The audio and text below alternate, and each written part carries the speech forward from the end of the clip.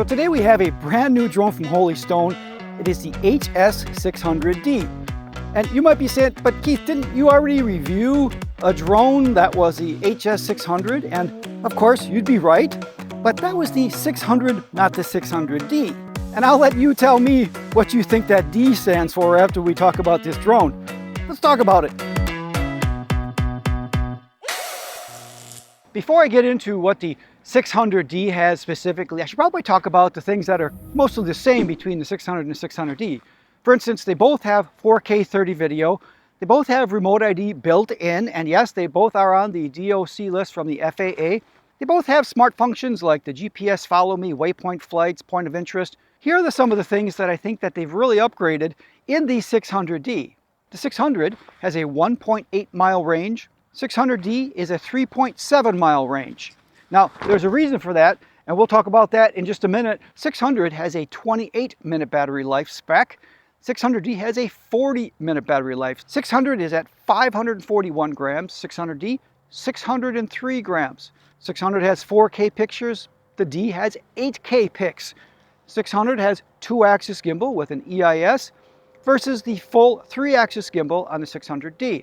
Now, we mentioned that the 600 had the regular functions like a circle GPS follow and such, but the 600D added more functions. They have things like image follow, so an image track, a visual as well, and some things like catapult, ascension, spiral, some quick functions like that too. So with that, let's just take it for a flight, see what it does. I remember when I talked about the transmission distance that it was almost doubled, and that's because they finally have added a cable onto this, which should give us a nice transmissions instead of relying on our phone's Wi-Fi. One thing I'm going to mention as a tip, because I have noticed some of the people that are flying it, just people reporting like on Amazon, that it's in the air and it kind of falls out of the sky, which that happens when you have these drones with this top load battery like that. When you slide that in, it seems like it's in there, but you can still pull it out sometimes. So what you have to make sure you do is when you put it in, make sure it's down. And I always pull on it just to make sure that it's latched, because if that little latch doesn't quite latch all the way, the vibration of the drone as it's going will loosen that up, and it'll move just so slightly and disconnect for a moment while you're flying and turn everything off. Of course, it'll drop out of the sky like a stone. Just make sure that that battery's latched when you have that kind of vertical drop in. So when you turn the remote and the drone on, it does have to pair every time, and it takes about 40 seconds for that to happen. And it does have this annoying beep the whole time. And when it does connect, then there'll be a long beep so you know that it's done connecting. There we go. All right, so now the remote is connected to the drone. And we always want to do a compass calibration with these types of drones, especially if we're in a different area. And this is the first time in this area flying this. So calibration is up and in. Okay, and we heard a beep, so we're going to do vertical. The gimbal is going through a little bit of a calibration. I'm assuming that is a gyro calibration that it's doing automatically. And we do have full GPS already. It says ready to fly. So let's take this up, see what it does. We can take off using the sticks, or we can use the app. I'll just use the app this time. And take off.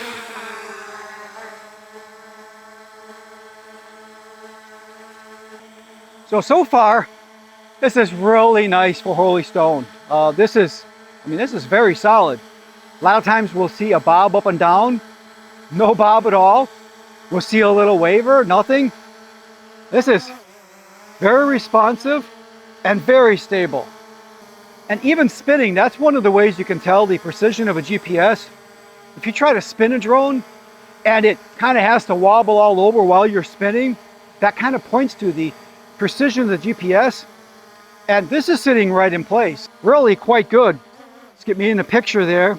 You can tell me what this video looks like. It looks pretty good in the FPV here. So let's just take it up for a flight, check a few of those quick shots, see what the video looks like, go from there.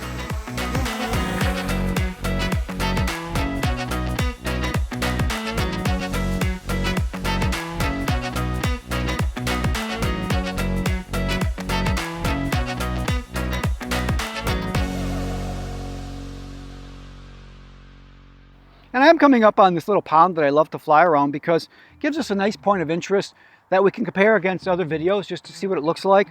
And in a video here, it does look really nice. But one thing I like to do is I always like to try to do a manual orbit. Now, last time when we did this orbit with the 600, it was really laggy between the FPV and the control signal. And that's very difficult because you're moving and then you stop and it keeps moving. And then you move, it's not moving, and all of a sudden it starts moving. It's very difficult to do a cinematic move at all if you have that kind of lag. So, okay, I'm able to get it to do an orbit here, but it is a struggle. The sticks are kind of hot, they're kind of sensitive, so it is making it a little difficult to do a nice fluid orbit, but I am able to get it if you work at it hard. You can do an automated one as well. I just like to do a manual because it tells us how the sensitivities of the sticks are, if it's something you'll be able to do. So let's see what this zoom looks like as well. Now, I can't tell right now if this zoom is only on the FPV or if it's recording or not. And of course, when we get back into the studio, we'll be able to see, but it looks like a pretty nice zoom. You let me know what that looks like, if that's something that you guys use, that zoom.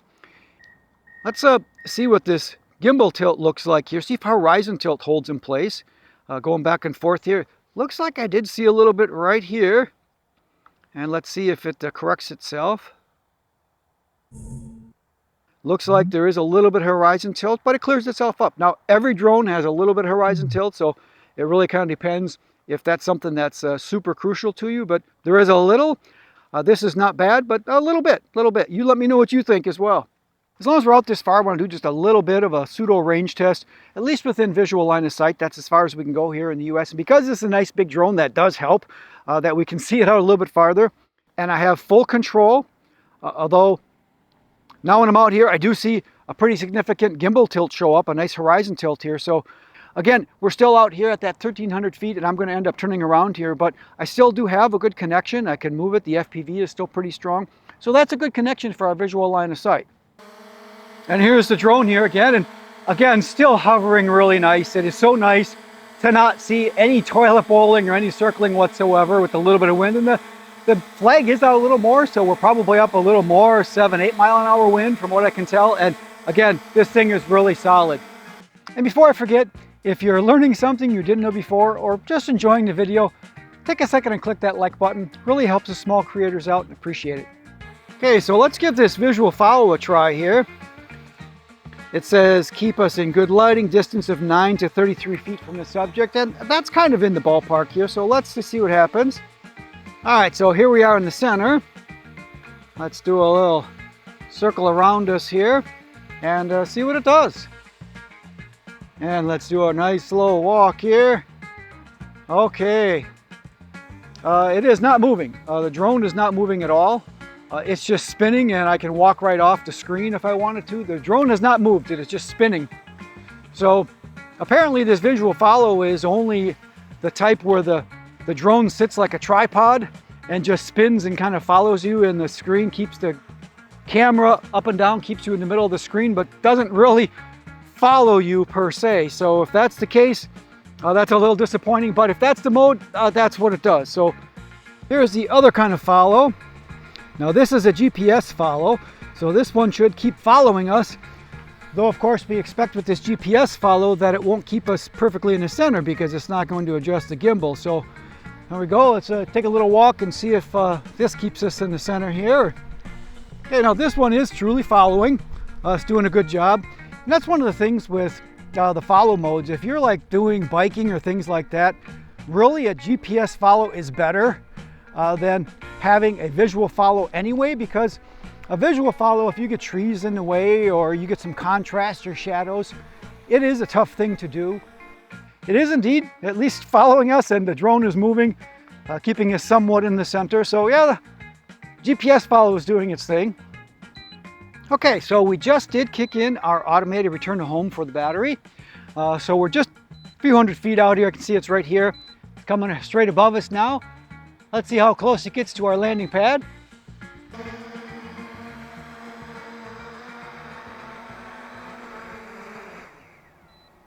Okay, well, you can see where this landed. You know, it is really nice when a drone does a return to home and comes and lands on the pad. We don't have that happen very often. And of course, I will put up the battery up here, what we got with this. And I'm going to put the next battery in. And that's nice because this kit does come with 2 batteries. Quick tip as well. With a lot of these drones, I'm recording this whole time, and the drone landed and it is still recording. And before you turn the drone off, you always want to try to stop the recording, because that will corrupt your video probably 50% of the time. And you go back in, your video will be there, but you won't be able to see it. So just a pro tip, before you turn off the power and change batteries, you get excited, click that button on the record and make sure you're stopped so it can close that file properly. Alrighty, so let's do a few of those quick shots we have left, see what that looks like. And since we're right straight above us, let's do the circle, because this is one of those that we need to be straight above the user before we initiate the mode. So let's go ahead and give this a start here. All right, spinning around, heading straight away from us here. We have to adjust the gimbal to get us in the center. Again, this isn't a visual, so there it is. I did adjust the gimbal. Now, if all is well, it should keep us right in the center here. And it looks pretty nice right now, so see if we can change the direction and speed. Yes, we can. Now I'm going the other direction. So there we are here, good, nice. I like that. I like we can change the direction and speed. I can speed the direction up here a little bit. Going much faster.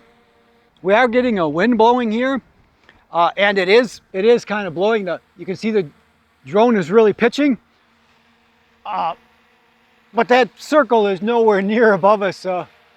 It's way off. You can see by the picture itself here. I'll try to even find me in the circle, but it is way off. The circle is somewhere over there, so I don't know where it's going, but that's certainly not centered. It started good, but then just kind of stopped being a circle around me. It's circling, but it's just circling wherever it wants to circle, I guess. So let's go ahead and stop that. Another one we always like to do is the kind of waypoint flight as well. So let's just pick a couple of points here and see if it does its thing there. And there we go. And it's doing its thing. It is going between them. It is moving out too when it goes from point to point. There we go. We'll let it point down a little bit here. There we go. See what it's on. It sees below it. There we go. And should turn around one more time and come back towards us. There we go. Comes in. All right. So it is zooming around and doing its. It's got one more here. If it's finished, let's see if it comes back to our home point. And it does not. It stops there. It stops at the last point rather than coming to the home point. And I guess that's okay as long as we know that. So turn around here. We're pretty close. And just so we can verify a little bit what that looks like, let's try this vertical mode. There we go. Okay, so interesting. It's instead of putting it on the same screen, I guess you got to fly sideways if you're going to do this. That's kind of awkward, actually. I'm not sure why they wouldn't reframe it as a vertical in your horizontal controls here. That is a bit awkward because I don't know how I would fly with that. That's unusual. That's an unusual choice, I have to say. I don't know that I've ever seen anybody go vertical mode like this and make me fly kind of like this. I'm not sure, but vertical mode does do a vertical mode. Okay, back horizontal. Now let's do the spiral straight above us. And you can see here we are, so should be able to, I would think, spiral directionally. I think it would spiral above us. And let's give that a shot. And go.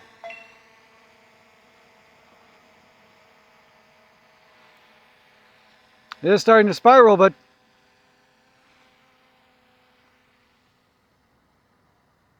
again, I'm not sure how useful this is. It's spiraling something over there. There must be a guy back there I can't see because it seems to want to go over there and circle and spiral. So I don't know who this invisible guy is over here that it keeps circling and spiraling, but he's getting a hell of a picture taken, I think. This being the case, let's go ahead and try our return to home.